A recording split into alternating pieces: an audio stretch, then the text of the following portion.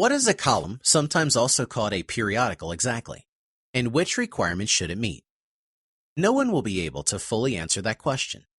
A column can be almost everything: a short story, an italicized side text, an extensive comment.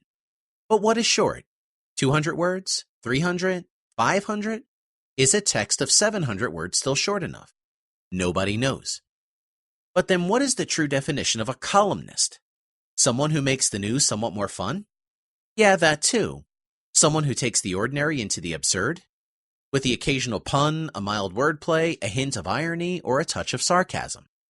Should a column always be timely, cover current events, or contain an opinion? No. Some columnists are able to write exquisitely about a small thing like an empty beer can lying on the street or a lonely old man in the park.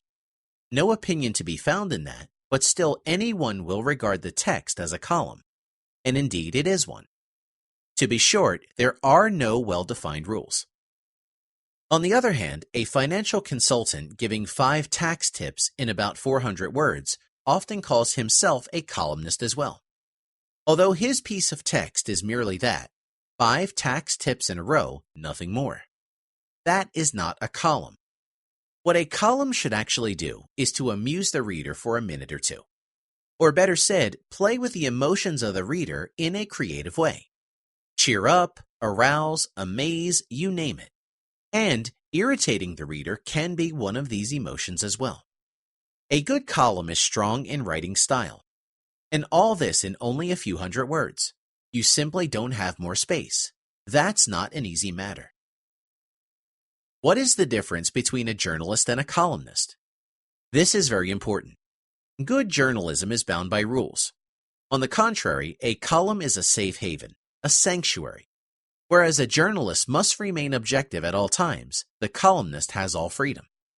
A journalist is expected to write a nuanced, detailed article, a columnist a sharp piece of text reflecting his own opinion.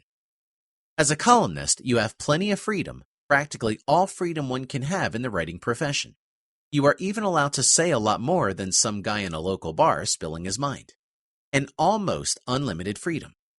Unlike journalists, they do not have to commit to such things as adversarial procedures, a principle called audi alteram partem.